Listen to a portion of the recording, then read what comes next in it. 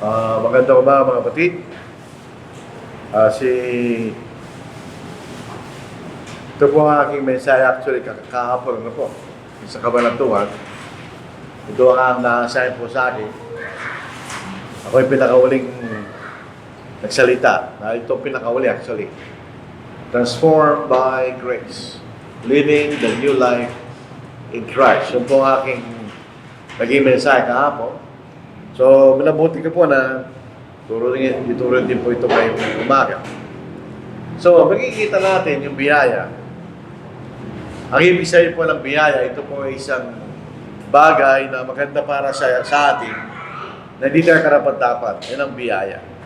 Kumbaga, sa panahon na ito, yung mga nagtatrabaho, alam nila yan.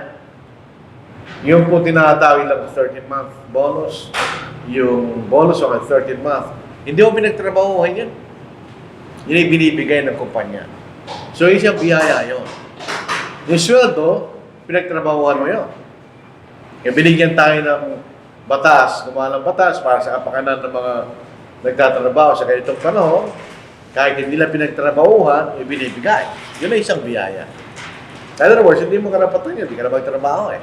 Pero binibigay na libre sa mga nagtatrabaho. Eh. So, yun ay biyaya. Pangalawa, halimbawa, may binigay sa'yo. Pinalungan ka, yun ay isang biyaya. So, ang biyaya po isang maputing bagay na dumating sa atin. Hindi naman tayo karapat-dapat to. Hindi natin pinagtrabahuhan. So, binibigay sa atin, yan ang biyaya. Sa kaligtasan po, ang biyaya ay may bahagi ang Diyos. Yun ang kanyang wala hanggang plano para ligtas ang tao. Hindi ito ginawa ng tao. O hindi ito isang bagay na ginawa ng Diyos dahil karapat-dapat ang tao. Hindi. Ito isang bagay na binigay ng Diyos dahil sa kanyang kaawaan ng mga sa atin. Na tayo po ay nasadlak sa kasalanan na wala natin magagawa. Maligtas natin ang ating sarili. So, yun ang ginawa ng Diyos. Nakita niya, tumingin siya sa panahon. Ito isang bagay hindi natin maintindihan dahil hindi tayo Diyos. Noong bago siya maglalang, tinignan niyang panginaharap kung anong mangyayari. Anong gagawin ng mga tao lalo lang inuha niya. Nakita niya na maaari sila magkasala. So gumawa siya ng paraan. Kung magkasala sila, ito yung gagawin ko kanya. Sa pamagitan ng kanyang bugtong anak. Ang ating bahagi ng biyaya na yun, na yung mga bagay na pinag-uutos sa atin ng Diyos para mapatawad ang ating mga kasalanan. Ang teksto po nito sa Efeso, chapter 2, 8-9. Sa biyaya, kayo naligtas sa pamagitan at pananampalataya, ito hindi sa inyong sarili, ito ay kaloob ng Diyos. Kanya. So, hindi ito isang bagay na pinagsikapan natin para bigay sa atin ng Diyos. Ito yung binigay sa atin. May kondisyon yung biyaya. Kung ginawa yung kondisyon na yun, at sumasampalataya ng bautismuhan, ikay ililigtas ng Diyos o ng biyaya. Kaya lang, hindi doon natatapos siya. Pagkatapos tayo patawaran ng Diyos sa ating mga kasalanan, meron pa rin bahagi ang biyaya. May kondisyon pa rin ang biyaya. Para tayo magkaroon ng buhay na walang hanggan, kailangan tayo magkaroon ng buhay sa katapatan sa Diyos. Yun ang proseso ng biyaya. Yung ibang pananampalataya, biyaya lang. Wala kang kaugnayan ng tao. Pinili ng Diyos kanya kung sino maliligtas. So yun ang maliligtas. Walang kaugnayan ng tao. Dito po sa tunay na biyaya, meron tayong kaugnayan. Meron tayong obligasyon. May obligasyon ng Diyos. Meron tayong obligasyon para magkaroon tayo ng makamtag po natin yung biyayang yun. Yung unang bahagi ng biyaya ay kapatawaran ng ating mga kasalanan. Hindi pwede makisama ang Diyos sa mga taong kasalanan. So, ginawa ng Diyos, nililis tayo sa ating mga kasalanan nung tayo sumunod sa Ebanghelyo. Pero ang tunay na layunin ng biyaya, hindi yun. Yun ang prerequisite. Ang talagang layunin ng biyaya ay magkaroon tayo ng buhay na walang hanggan. Yun ang talagang layunin ng biyaya ng Diyos. Para tayo makasama ng Diyos sa langit sa walang hanggan, ganyan. At makasama natin siya. Pero hindi pa natin nakamtan yun. Sapagkat sinasabi ni Pablo, in hope of eternal life, which God who cannot lie, promised before time began. Ganyan. Ang sabi ni Pablo sa Pag-asa, ng buhay na walang hanggan. Ang sabi nga nung sa Romans chapter 8, tayo niligtas sa pag-asa ito kanya. Ngunit ang pag-asa nakikita, ay hindi na pag-asa kanya. Eh, inintay natin na may pagtitiis. So, kung ito'y pag-asa, hindi pa natin hawak yan. Pero tayo nagtitiwala dahil na nangako ay ang Diyos. Hindi siya pwede magsinungaling kanya. Kung ayon tayo sa kalooban ng Diyos, ay bibigay niya yung buhay na walang hanggan. Pero ang issue, hindi mo natin hawak yun. Yun yung pag-asa pa lang. So kung ito yung pag-asa pa lang, kailangan meron tayong gagawin, di ba? Kung makikita natin, tayo po yung mga makasalanan. Lahat tayo. Nagkasala tayo at patuloy nagkakamali. So ang tao po yung makasalanan. Pero tayo po yung binago. Tayo, wala na naman. Hindi ko lang ito yung problema. Itong, yan. Yan. Lalayo na ako dito. Tayo po ay binago ng Diyos. Nung tayo nabautismohan, hindi pa tayo nagbago, no? Nagsimula pa lang tayo magbago sa ating kaisipan. Pero binago tayo ng Diyos. Pinatawad tayo sa ating mga kasalanan, kaya tayo naging bagong tao. Yun ang proseso na yun. Tayo binago ng Diyos. Nung tayo nabautismohan, therefore we were buried with Him through baptism into death.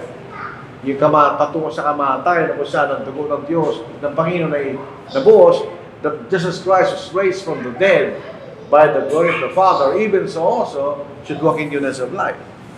For if we have been united together in the likeness of His death.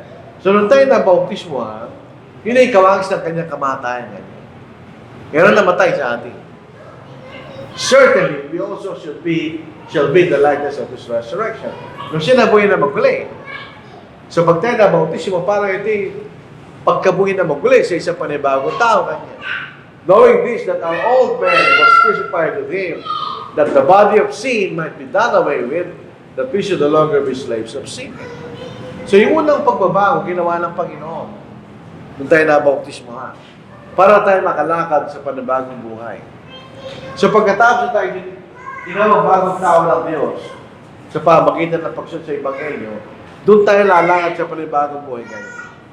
Pagkatapos natin mabautismohan, hindi na tayo magiging alipin pa ng kasalanan niya. So yun yung makikita nating pagbabago nangyari sa atin. Nung tayo nabautismohan, tayo pa rin yung tao. Hindi nagbago yung mukha natin. So kung maganda lalaki ka pa rin. Walang mababago sa'yo. Pero yung panloob ng pagkatao, binago ng Diyos. Inalis niya yung taong makasalanan, ginawa niya yung taong walang kasalanan. Dahil pinatawad tayo sa ating mga kasalanan, di ba? So yun ang isang pagbabago sa atin nung tayo nabautismohan. So ito po yung bautismo. Tingnan nyo na, masaya yung tao dahil nabaptize siya. For we are His workmanship, created in Christ Jesus for good works, which God prepared beforehand that we should walk in them. Noong unang lalangin tayo ng Diyos, nilalang tayo sa Kanyang larawan. Eh nagkasala tayo. So muli tayong dinalang kay Kristo Jesus Kanya. Kaya tayo po yung naging bagong nilalang. Kasi nilalang tayo. Nung tayo walang nilalang, nagkasala ka. Ngayon muli kang nilalang Kanya. So tayo bagong nilalang. Kaya born again, ibig sabihin. Nilalang tayo kay Kristo Jesus. Nung patawarin tayo sa ating mga kasalanan. Nung tayo napunta kay Kristo, nung tayo nabautismohan, tayo naging bagong nilalang Kanya eh. Dahil tayo bagong nilalang, yung mga lumang bagay ay lumipas na. Pawang lahat ay naging bago Kanya. So tayo bagong nilalang, lahat ng mga bagay nagbago rin. Yung makikita natin. Kaya tayo po yung nagbago Kanya, binago tayo. At kay binago tayo nung una ng Diyos, kailangan tayo magbago. So yun ang bahagi ng Diyos. Dahil may bahagi Kanya, binago tayo ng Diyos, kailangan din tayong baguhin natin ang ating mga sarili. Kaya nga, transformation.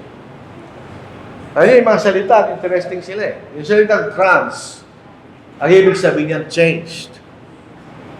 Halimbawa, transportation. Bakit transportation yun? Hindi naman noong panahon, naglalakbay yung mga tao sa... Usually, naglalakbay sila sa dagat. Kaya transportation, nagbago sila ng port. Kaya transportation, ganyan. Later, lahat ng paglalakbay, tinawag ng transportation, ganyan. So, transformation, tayo nagbago ng form. Ganyan. Nagbagong anyo, sabihin. Nagbago tayo ng essence. Ang unang binabago ng Ebanghelyo ay ang ating kaisipan. Ang ating kaisipan na kumokontrol sa ating sarili. Dalawang bahagi ng tao eh. Yung utak ng tao, yan ang kumokontrol sa kanyang katawan. Kaya pag nag-stroke ka, yung bahagi ng utak mo na nasira, yun, may bahagi sa katawan na hindi mo na magagamit. Pero hindi nasira yung kaisipan mo kung minsan. Nandun pa rin yung kaisipan mo. Minsan nagbabago mo yung later on, nagbabalik yung kaisipan ng mga na-stroke. Di ba? So, ang ating kaisipan, yan ang kumokontrol sa ating pagkatao. Kung anong iniisip mo, yun ang gagawin mo. Ganun talaga yun. So, binabago rin ang ating kaisipan. Ganyan. Kaya napakahirap ng mangaral sa mga tao ng Ebanghelyo. Mahirap din magturo sa mga Kristiyano. Bakit? Binabago mo kailang kaisipan. Dito po sa Romans 12 verse 2, and do not be conformed to this world. Ang sanglibutan, meron siyang standard ng mga bagay-bagay. At ang ating Panginoon, Diyos, meron din siyang standard ng mga bagay-bagay. So sabi rito, huwag tayong umayon sa sanglibutan ito. Ano mangyayari? But be transformed, ganyan. So di tayo sumasakay sa sanglibutan. Ang ibig sabihin ng sanglibutan, yung masasamang bagay ng sanglibutan, tayo sumasakay ito. Binabago natin ang ating sarili sa paanong paraan. By renewing of your mind, ganyan. Sisimula doon ang pagbabago. Nagbabago ang ating kaisipan. The renewing of your mind. Teka, bumilis. That you may prove what is good and acceptable and perfect will of God. Pag nagbago tayo ng kaisipan, na gusto natin ay maging kalugod-lugod sa Diyos, lalo nating ma-appreciate gaano kabuti, katanggap-tanggap ang sakdal na kalooban ng Diyos. Makikita mo. Dahil nagbago yung kaisipan. Ganyan. Unlike before, hindi tayo Kristiyano. Wala tayong pakialam sa Biblia eh. Pero naging Kristiyano tayo, nakikita mo yung Biblia. Ang pinag-aaralan mo dahil nagbago yung kaisipan. Makikita mo ang kagandahan ng kalooban ng Diyos. Kamo. So sabi rito, renewing of your mind. Ito po yung galing sa Grego na anakainosis. Kung naman po translation. Renewal. Ganyan. In effect, the adjustment of the moral and spiritual vision and thinking to the mind of God. So, ang renewal of the mind, ina-adjust natin ang ating kaisipan ayon kung ano ang mabuti at katotohanan ng Diyos. Ganyan. Yun ang pagbabago ng iyong kaisipan. Sinasabi sa Romans chapter 12 verse 2. So, pag naging Kristiyano tayo, at tunay na tayo na kumperte, magbabagong kaisipan mo ganyan. The renewing of your mind. Hindi pwedeng hindi magbago. Pag nagbago ating kaisipan, mayroong magbabago sa ating change of priority. May magbabago na kung anong mas importante sa'yo. Dito sa Colossians 3:1, if then you are raised with Christ, kailan yun? Tayo na bautismuhan. Seek those things which are above. Ano yun? Where Christ is. Kanya. Nasa bang Panginoon? Sa langit. So, ang mga bagay na patungkol sa langit, kanya. Sitting at the right hand of God. Ibig sabihin, siya lumupo sa kapangyarihan ng Diyos. Set your mind on things above, not on things on the earth. Marami pong mga pangusap na ganyan. Not but. Ganyan. Ang not but, yun yung mga pangusap na nagbibigay ng priority. Hindi sinasabi ni Pablo, huwag na natin pakilaman ng bagay sa lupa. Hindi totoo yun. May mga tao nag-iisip na gano'n, yun ang naging mga monk. Yung monasticism kanila. Na wala silang pakialam sa bagay sa lupa. Hindi yun. Kundi sinasabi ni Pablo, ilagak niya yung kaisipan sa mga bagay na nasa itaas. Yan ang mas mahalaga kanya. Kasi sa mga bagay na nasa lupa. Bakit? For you died. Namatay na kayo kanya. Nung tayo na bautismuhan, and your life is seated with Christ in God. Yung po'y nawalan ka na nasa ating Panginoon. Ibibigay ng Panginoon. Kung ilalangan natin ang ating kaisipan sa mga bagay na nasa taas, ganyan. So nagkakaroon tayo ng pagbabago ng priority sa ating buhay. Na mahalaga po yun. Sabi tulad ng ating binasa. Pangalawa, ng pagbabago ng kaisipan at priority, may mga bagay na aalisin mo. Ito palagi natin pinag-aaralan. Malabas palagi. Therefore, we also, bisabihin also, meron lang binanggit previously. Yung mga tao naging sumampalataya sa Diyos, na sumunod sa katapatan. Therefore, we also, since we are surrounded by so great a cloud of witnesses, to Hebrews chapter 11, na mga tao sumampalataya at kinasiyan ng Diyos, let us lay aside every weight. Hindi kasalanan yan, tulad ng ating pinag-aralan. Hindi mga bagay na sa kailang sarili, not necessarily masama. Pero masyado tayo nagbibigay ng emphasis doon, nawawala tayong panahon sa Diyos. Kanya. And the sin, kanya. So yung una, hindi kasalanan necessarily na yan. Yun yung mga bagay na balakid na nabibigay natin masyadong atensyon, nawawala tayo ng panahon sa Diyos. And sin, which so easily ensnares us, so yun yung kasalanan.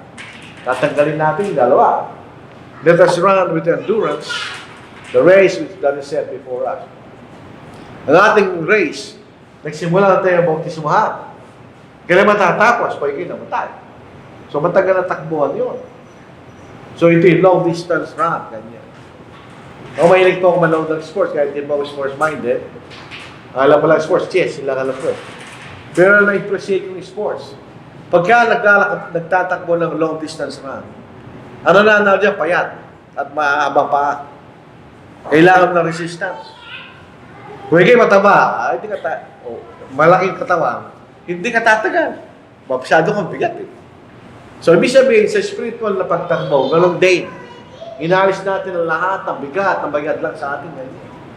Looking unto Jesus, the author and finisher of our faith. Ganun din ang ginawa ng Panginoon.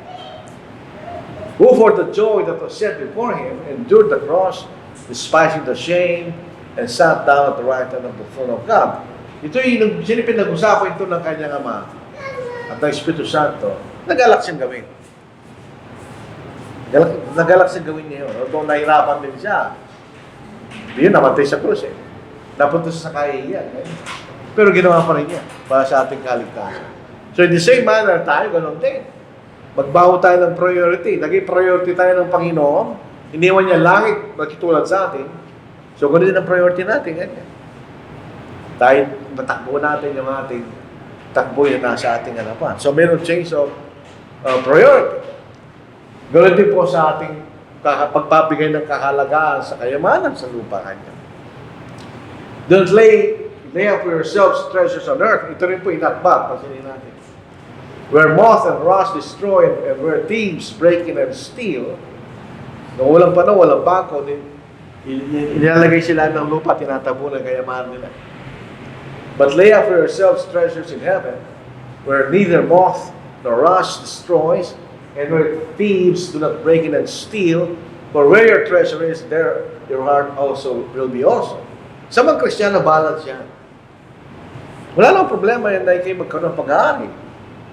Pero gagamitin natin yan to lay treasures for ourselves in heaven. Yan na makikita natin.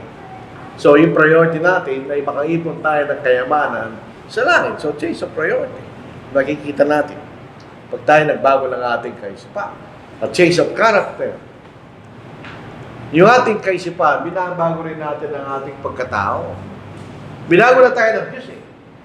Kailangan din tayo magbago. Change of character. Ano ang ating magiging standard? Nilalang tayo ng Diyos sa ating larawan. Nilalang ng Diyos tayo sa larawan ng Diyos. Gusto niya maging katulad tayo ng Diyos. So ang ating basis ay ang larawan ng Diyos. Ganyan. Dito po sa Colossians 3:10, and then put on the new man, ito na pinag-usapan natin, who is renewed in knowledge, so habang nagbabago tayo sa ating kalaman, sa katotohanan, according to the image of Him who created Him. So gusto natin bumalik tayo doon sa dating layunin ng Diyos, na tayo maging larawan ng Diyos. Ganyan. So So, hindi pagbabago ng ating pagkatao. Tingnan po natin sa Corinto. Sa Corinth. Ito yung mga tao, yung mga taga-Corinto, mga makasalanan yun. Tulad natin. Once upon a time, tayo mga makasalanan. So, kaya ka wala tayong pwede pagmalaki sa mga makasalanan dahil dati rin tayong gano'n. Do you not know that the righteous, o yung mga hindi lumalakad sa tama, will not inherit the kingdom of God? Ganyan. Do not be deceived, neither fornicators, nor idolaters, nor adulterers, or nor homosexuals, nor sodomites, patay ang mga tao sa panahon natin, nor thieves, nor covetous, nor drunkards, nor revilers, nor extortioners, will inherit the kingdom of God. Ganyan. Pinasinabi niya lahat ng mga kasalanan. Sa verse 11, and such were some of you. Past tense yun. Dati kayong ganun, ganyan. So, anong necessary inference? Hindi na sila ganun. Nagkaroon sila ng pagbabago na kailang pagkatao. Kailan nangyari, nagsimula yun? But you were washed nung nabautismo tayo nagasya ng doon ng Kristo. But you were sanctified, tayo hiniwalay ng Diyos. Mula sa sanglibutan. But you are justified, tayo ginawang tapat, matuwid ng Diyos. In the name of the Lord Jesus and by the Spirit of our God. Sa kaautoridad ng Panginoon at sa pamagitan ng katotohanan na ipinahayag ng Espiritu Santo kanya. So nagkaroon ng pagbabago ng pagkatao kaya, change of character, ng pagbabago ng ating kaisipan. So yun po ay kailangan natin malaman. At change of purpose. Once upon a time, noong ako po hindi pa Kristiyano, at nag-aaral ako sa koleyo. Ang layunin ko sa buhay, pag-graduate ko, magtatrabaho ko. Kikita ng pera. Yun ang layunin ko noon.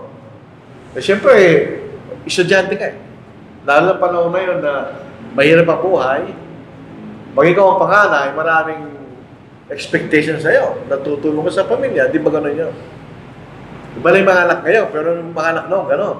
Pag nagtapos ka sa edukasyon mo, kung ano man ang tapos mo, tatrabaho ka, hindi lang sariling iniisip mo. Paano ka tutulong sa pamilya noon? Yun ang mga anak noon. Di ko alam mga anak ngayon. Sabi ni Pablo, nagbago siya ng layunin. Ganyan siya naging Kristiyano. Anong layunin niya? I press toward the goal for the prize of the upward call of God in Christ Jesus. Doon ang kanyang punteriya, yung gantimpala na pataas sa pagkatao, ganyan. Patungo sa langit. Yun ang layunin ni Pablo. Iniwan niya yung kanyang status sa lipunan ng mga Hudyo. Sa po isang Pariseo. Ang mga Pariseo, sila namamahalan sa mga sinagoga. So, siya yung maraming mayaman na tao. Pinag-aralan po natin yan. Siya yung mayaman na tao doon sa kanilang syudad, sa Tarsus. Iniwan niya lahat yun. Nagkaroon siya ng layunin na makuha niya gantimpalang yun, sabi ni Pablo. Tingnan niyo, nung siya malapit ng mamatay. Finally, there is laid out for me the crown of righteousness, which the Lord, the righteous judge, siya lamang ang judge na talaga judge, will give to me on that day, and not to me only, but also to all who have loved His appearing. Gusto natin ang pagdating ng Panginoon. Hintay natin yan. Ang gusto ni Pablo, yung putong ng katwiran kanya. The crown of life sa Revelation chapter 2 verse 10. Yun ang puntirya niya. Kaya makita niyo si Pablo, hindi siya nag-asawa. Hindi naman bakla si Pablo. Pero siya nag-asawa. Bakit siya nag-asawa? Para maibigay niya panahon niya sa Panginoon. Mahirap gawin niyo. Coming from a man like me, mahirap gawin niyo. Pero ginawa ni Pablo. Dahil yung lalayo niya, yung makuha niya yung kaputong ng katwiran na pinangako ng Diyos. So, Ecclesiastes chapter 12, verse 13. Ito po ang talatang ito. Ito ang pinakamagandang saling para sa akin. Sabi niya, let us hear the conclusion of the whole matter, pinag-usapan ng kayamanan ni Solomon, katanyagan, kapangyarihan, etc. Isipin niyo si Solomon, meron siyang 1,000 asawa, 700 princes at 300 concubines. Ano pa nga hanapin ni Solomon? Wala na. Pero sabi niya, lahat ay walang kabuluhan lang. Walang kabuluhan. Bakit kanya? Ito ang kabuluhan kanya. Let us hear the conclusion of the whole matter. Fear God and keep His commandments, for this is man's all. Kanya. Pag nagliligaw ang isang lalaki sa isang babae, ang yan ang sinasabi niya. Ikaw ang lahat sa akin. Kanya. Ang ibig sabihin, no? Yun ikaw kahulugan. Boy, yun ibig sabihin, no? Ito yung kahulugan ng buhay. Na tayo matakot sa Diyos at sumunod sa kanyang kautusan. So, yun ang nagiging layunin ng isang binago ng salita ng Diyos. Ang isang bagong kaisipan sa pamagitan ng salita ng Diyos. Meron kang binabago. Number one, sinabi na natin, i-summarize mo natin, nagbabago ang iyong priority kanya. Nagbabago rin ang iyong pagkatao, character. Nagbabago rin ang ating purpose. Pag naging nangyari ang pagbabago na yan sa ating kaisipan, magbabago rin ang buhay mo kanya. Iyon ang proseso ng pagbabago pagkatapos natin maging Kristiyano. Kung wala pagbabago sa atin, ano, pagkakaiba mo, nung bago na bautismo. Di ba? So, yun ang gusto ng Diyos. Kasi gusto ng Diyos sa mga kasama niya sa langit, ay mga tao nilalang niya na katulad niya. Na sila magsasama-sama sa langit, sa paglilingkod at pagpupuri sa Diyos. Yan ang gusto ng Diyos. Kaya tayo nilalang. Ayun yung proseso naman sa atin, habang tayo nasa mundo, inihanda tayo ng Diyos kanya. So, binabago ang ating kaisipan, ang ating priority, character, at ang ating layunin. So, yun ang makikita natin. Dalawa po pagkatao natin. Yung isa, unfortunately, isa fortunately. Dito po sa 2 Corinthians 4:16, sabi ni Pablo, ang ating palabas na pagkatao, nabubulok. Nabubulok po yan. Tumatanda tayo, nagkakasakit, hanggang ikay mamatay. Yun ang katawan natin. Ako po, hindi ko na gusto yung salamin. O kaya, ayaw ko na yung litrato. Bakit kanyo? Kumisa, hindi mo napapasin na ikay matanda na. Pero pag tinignan mo yung litrato mo, makikita matanda ka na. Mabubulok ang ating katawan. Kaya ating panlabas na kagandahan, mamawala yan. Kung titignan mo yung mga tao sa sementeryo, hindi mo gusto tignan. Kasi yung masisira kayo ng panlabas ng katawan. Pero kanya, fortunately, pag tayo Kristiyano, yung ating dati ang pagkatao ay nagbabago sa araw-araw. It's renewed day by day. Ito yung pressure yan. Na baguhin mo ang sarili mo sa pamagitan ng sinasabi sa atin ng salita niya. Pressure yan. Hindi madaling gawin. Pero kailangan natin gawin. Tayo nagbabago niya. Hindi tayo babaguhin ng Diyos niya. Tayo na nagbabago niya sa pamagitan ng kanyang salita. So, dalawa yan. Mula ating panlabas na pagkatao, kung dumito ako sa treat ng sarili mo, mamamatay lang yan. Ang dapat natin bigyan ng kahalagaan yung ating espiritu. Yan ang haharap sa Diyos. Sa araw ng pag-uugo, kasama ng ating spiritual na katawan na sinasa sa 1 Corinthians chapter 15, makita natin mga kapatid. Pero hindi biglaan yan. Alam yung problema ng mag-cursilyo movement na yan? Artificial yan. Pero isang linggo na titirahin ka lang, makakatakot na sermon, hindi, sasara nila yung kwarto, hindi mo alam kung gabi o araw. Tapos, babalatan ka ng paiyakin ka. So paglabas mo, umiyak ka. After 1 week, balik ka sa dati. Artificial yun eh. Ang pagbabago sa atin, ito is a gradual, consistent, and continual process. In other words, araw-araw yan. Binabago natin ng ating sarili. On what basis? Doon sa naabot na natin. Sa ating kaalaman sa salita ng Diyos. Kung anong naabot natin, hindi nabago yung sarili mo kanya. Sabi rito, nevertheless, to the degree that we have already attained. So tayo nagbabasag yan. Let us walk by the same rule. Let us build the same mind. So kaya nga po tayo nag-aaral. Para magkaroon tayo ng batayan kung ano babaguhin natin, o anong papaniwalaan natin. So ito isang gradual, consistent, continual process. It is a process. Ibig sabihin, kailangan natin gawin. Hindi automatic. Yun ang ibig sabihin. Kasi baka isipin natin, automatic. Hindi. Sa 2 Peter 3:17, you therefore, beloved, since you know this beforehand, beware lest you also fall from your own steadfastness. Ganyan. Baka mahulog tayo sa ating katatagan ganyan, bilang Kristiyano. Pwede tayo mawala.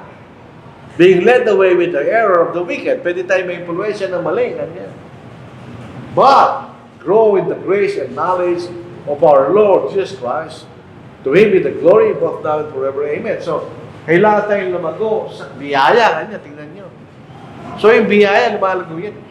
Palapit na tayong palapit sa pag-asa na yun. Sa pamagitan ng kaalaman, nagaling sa ating Panginoon. Kanya. Inutos na tayong lumago doon. So, habang lumalago tayo sa kaalaman, lumalago rin tayo sa biyaya. Kanya. E paano kung hindi ka lumago? Hindi, linalago ang biyaya. Ito natin. So, simple lang po yan, di ba? Na madaling maunawaan. Sa Acts chapter 20, verse 32. Si Apostle Paul, kasama ng kanyang kasama, papunta sa Jerusalem. At siya nangangamba. Dahil sabi niya sa Romans chapter 15, ipanalangin niyo kung kanya lamang sa mga Hudyo na hindi sumasampalataya kanya. Nakita niya yung panganib pagbalik niya sa Jerusalem. At sabi niya, so now, brethren, I commend you to God and to the word of His grace.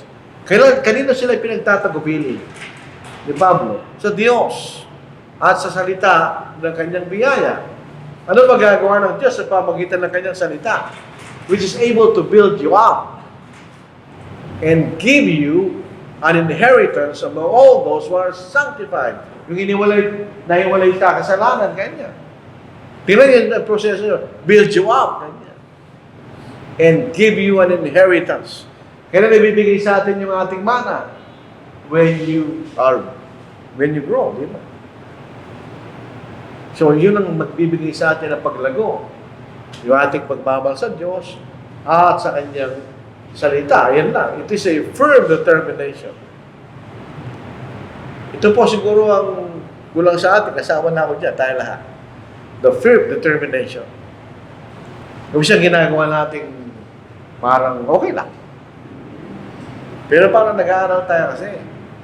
Kung wala kang firm determination na pumasa, ay hindi na papasa. So, meron ang firm determination na gawin natin yan. Ganyan. Si Pablo, tingnan natin si Pablo. Not that I have already attained, hindi siya nagmamayabang, or I'm already perfected, but I press on. Ganyan. That I may lay hold of that for which Christ Jesus has also laid hold of me. Brethren, I do not count myself to have apprehended o naganap ko na kanya. But one thing I do. So one thing I do, ginagawa niya yan. Forgetting those who are behind, yung mga bagay na dati niya sa mga buhay niya, lalo yung masama, and reaching forward to those things which are ahead. Yung pong motorsiklo, yung dalawang wheel lang, hindi yung bago ngayon. Walang reverse yun. Forward lang lahat. So pagka tayong motorsiklo, iniiwan natin sa likod, hindi natin binabalikan, kaya ni Pablo. I press on, ganyan. Reaching forward to those things which are ahead. Bakit? I press toward, ganyan. Tingnan siya itong press. Sige, talagang ginagawa niya. Sa basketball, pag press kanya, hindi mo iwanin, binabantayan mo kasi sa pumunta. Sabi, kahit alam gagawin, yun ang kanya, nasa kanyang kaisipan. So, yun ang determination ni Pablo sa buhay niya, sa buhay mga batid. So, ito'y summary niya, actually. For the grace of God that brings salvation has appeared to all men. Teaching us that denying ungodliness and worldly lust, we should live soberly, righteously, and godly in the present age, looking for the blessed hope and glorious appearing of our great God and Savior, Jesus Christ. Meron tayong inaalis, meron tayong dinaragdag. Inaalis natin ang kaliwas sa kalooban ng Diyos. Pero dinadagdag natin yung mga bagay na kalooban ng Diyos. Bakit? Para makuha natin yung blessed hope, yung buhay na walang hanggan. Sa pagdating ng ating Panginoon, kanya. Biyaya yun. Binibigay sa atin ng Diyos. Pero meron siyang kondisyon. Yun ang sinasabi sa atin. Yun ang kondisyon ng Diyos. So, bigyan tayo ng example. Si Pablo. Ano si Pablo? Pinakamasamang tao kung pinag-uusapan ang Iglesia ng Diyos. Bakit? Tingnan niyo. I was formerly a blasphemer. Ganyan. Ang blasphemer, nagbibigay ka ng masamang bagay laban sa tao. Blasphemer, nagsasalita siya ng mga samang bagay laban sa Diyos. Ganyan. A persecutor, siya yung mangungusig. Ganyan. Ano yung sulandan? Siya yung nangangalapusta. Siya yun si Pablo. Nung siya yung isang Hudyo. Pero siya naging Kristiyano, nangyari sa kanya. Sa Galatians, kuminsan, sabi natin, huwag na natin kausapin yan. So, saradong Katoliko yan. Right? Pero pag na-convert mo yung saradong Katoliko, magiging mabuting Kristiyano yun. Kasi seryoso sa kanya dating pananampalataya. Sa Galatians 2:20, I have been crucified with Christ. It is no longer I who live. Ganyan. Di na ako nabubuhay. But Christ lives in me. Hindi po ito literal. Ibig sabihin, si kalooban ng Panginoon kanya ang nananatili sa akin. And the life which I now live in the flesh, I live by the faith of the Son of God who loved me and gave Himself for me. Yan, nang naging Kristiyano si Pao, yan ang naging niya. Pagbabago. Ang kanyang buhay kanya ay para sa ating Panginoon. So tingnan nyo, isang bandang halimbawa, yan po si Apostle Paul. Paano naman natin mamumuhay ang isang transform na buhay sa bilang Kristiyano? Sa 1 Corinthians 15, verse 58, therefore, sa conclusion po yan. Sa buong chapter 15 ng Corinthians, ang sabi ni Pablo, may pagkabugin na magaling. So, kung may pagkabugin na magaling, mga kapatid, anong gagawin natin? Mabubuhay tayo magaling, kanya. Therefore, be my beloved brother, be steadfast, kanya, matatag. Immovable. Kahit ano mangyari, ikaalis bilang Kristo, kahit nagkasala ka pa, babalik ka kanya. Always abounding in the work of the Lord. Hindi po tayo minimalist. Sabihin, maligtas tayo ba on the basis of minimum? Hindi. Nasabi niya, Panginoon, always abounding in the work of the Lord. Kanya. General po yan. Kung naman ang gawain ng Panginoon pinagmutos sa atin, knowing that your labor is not in vain in the Lord. Hindi walang kabuluhan yan. Meron siya tayong kantimpalan naghihintay sa atin kanya. So yun na makikita natin. Pangalawa, kailangan nating i-work out our own salvation kanya with fear and trembling. Pag sinabing fear and trembling, seryoso yun. Di ba pagka mapapa-interview ka ng trabaho na nini-nervous ka? Ba't ka nini-nervous? Seryoso ka kasi. Gusto mong pumasa. Pagka relax-relax ka lang, ay kahit mamagsapaw ka mo, wala pa kailan. Pero pag nini-nervous ka, sabihin, sa isip mo, seryoso yung bagay na yun. Kailangan pagkalingan, kanya. Therefore, my beloved, as you have always obeyed, not as in my presence only, but now much more in my absence, work out your own salvation with fear and trembling. Sa ating sarili lang, maliligtas mo. For it is God who works in you, sa pamagitan ng salita, both to will and to do for His good pleasure. Para sa kanyang kasiyahan, para sa ating kaligtasan. So you have to work out our own salvation. Hindi automatic po yun, mga kapatid. Kailangan natin. So ito isang tapat na pamumuhay ngayon. Hanggang kailan. So Revelation 2:10, it's a, be faithful until death, and I will give you the crown of life. So ito'y katapatan hanggang sa araw ng ating kamatay, bibigyan tayo ng punto ng buhay. Kahit sa panahon ng kapigatihan. Daman sa panatay, mayroong Kristiyano na kilala namin, sabi niya, Kristiyano naman kami, kanya. Naglilingkod naman kami. Bakit kami nahihirapan? Kanya.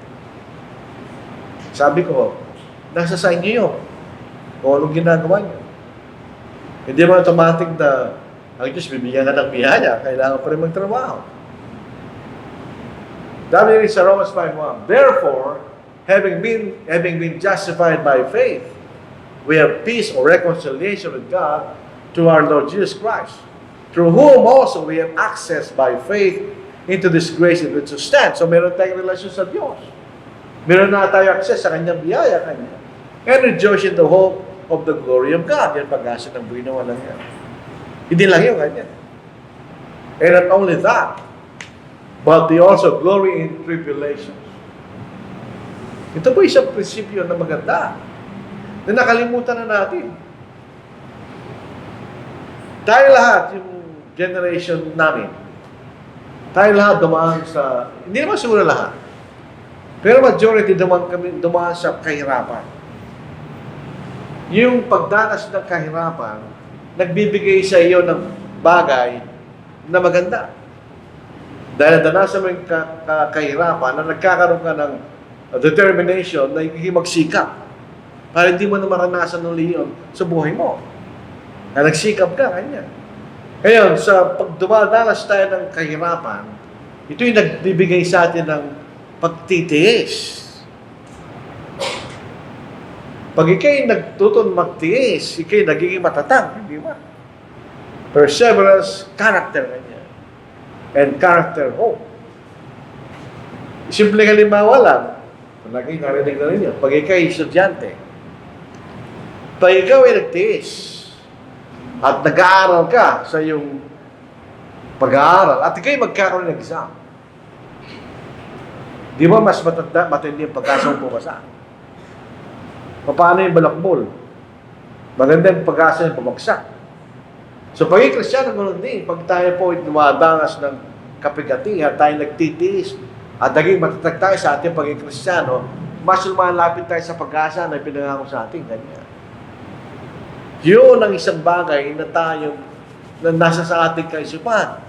Pag tayo bilango ng salita ng Diyos, tayo po may katapos. Hindi ito perfecto, hindi ka nagkakamali. Hindi naman, otherwise, hindi na natin kailangan sa Kristo. Pero ito, tulad na sinabi natin, ito ay gradual, consistent, and continual process. Makikita na. Ano yung bunga nun? Ano yung bunga pag nagbago talaga tayo? Hindi tayo natatakot sa kamatayan. Normal lang po matakot tayo sa kamatayan. Normal lang yun. Pero nalalabanan mo yun dahil sa iyong pananampalataya. Dito sa 2 Timothy chapter 4 verse 6, "For I am already being poured out as a drink offering." Alam niya, offering, papatayin siya eh. At pinatay si Pablo. "And the time of my departure is at hand." Malapit na akong mamatay. "I have fought the good fight." Sabi niya. But necessarily, hindi siya nag-compromise. Hindi pinaglaban niya yung pananampalataya. "I have finished the race. I have kept the faith." Yan niya. So ito yung larawan ng isang pagbabago. "Finally, there is laid up for me the crown of righteousness, which the Lord, the righteous judge, will give to me in that day, and not to me only, but also to all who have loved his appearing." Ito yung magandang mabuting tao. Gusto mo may makasama ka doon sa magandang bagay na yun. Si Satanas, gusto niya may makasama sa kaparusahan. Bakit ganito excitement ni Apostle Paul samantalang mamamatay na siya? Because he was transformed, di ba? "I have fought the good fight. I have finished the race. I have kept the faith." And dito rin po sa Philippians chapter 1, ganoon din eh. Sinabi niya, "For to me, to live is Christ, and to die is gain." Tingnan niya sa pangusap na ito. Wala man tungkol sa sarili niya. Sabi niya, "But if I live on in the flesh," kung mabubuhay pa ang kanya, "this will mean fruit from my labor," dahil makapagtatrabaho pa naman sa Ebanghelyo kanya. "Yet what I shall choose, I cannot tell." Siyempre, sinabaho na naman. Dahil siyempre, hindi mo niya alam. "But I am hard-pressed between the two." Kasi mabuhay, pamatay. "Having a desire to depart and be with Christ, which is far better." Kung si Pablo ang masusunod, gusto rin niya mamatay. Bakit? Dahil makasama niya ang Panginoon. Hindi naman magsusuicide si Pablo. Sinasabi lang, kung mamamatay na ako, okay. Mas gusto ko pa nga yung kanya. Dahil makasama ko ng ating Panginoon na mas mabuti kanya. Bakit ganun ang confidence niya? Kasi siya na-transform ng Ebanghelyo. So, pwede tayong mawala sa biyaya. We can fall from grace. Dahil ang grace may conditional. Pwede tayong mawala dyan. Pwede tayong matalsik sa biyaya. Mawawala tayo sa biyaya. Pwede tayong mawala. Kaya kailangan nating pagsumikapan tayo. That's 1 Corinthians chapter 10, verse 12. "Therefore, let him who thinks he stands take it, lest he fall." Huwag tayo maging overconfident na para bagang kaya, dandong ka lang hindi. Pwede tayo pabagsak pag nagkamali tayo. Sa 1 Corinthians 9:27, bakit ginagawa ni Pablo yan? "But I discipline my body and bring it into subjection, lest when I have preached to others, I myself shall become disqualified." Kanya. Pwede pa akong hindi maligtas, sabi ni Pablo. So, dito po sa ating pag-aaral, biyaya ng Diyos, maraming stage yan. Yung tayo sumunod sa Ebanghelyo, tayo tinatawag sa ating mga kasalanan. Pero yung pinakamahalaga, ang biyaya ng Diyos ay magbibigay sa atin ng buhay na walang hanggan. Kaya lang, kung tayo po ay babaguhin ng salita ng Diyos. Pwede tayong mawala. Marami sa atin, hindi na natin kasama. Kung bibilangin lang po natin lahat na nabautismuhan, taon ng panahon, di kasi sa building na ito. Tinignan ko yung record natin na hindi ko alam kung nasaan napunta. Maraming na-baptize. Pwede na natin kasama. Hindi dahil namatay na sila. Yung iba namatay, yung iba nawala. For it is impossible for those who were once enlightened and have tasted the heavenly gift and have become partakers of the Holy Spirit and have tasted the good word of God and the powers of the age to kung Kristiyano yan.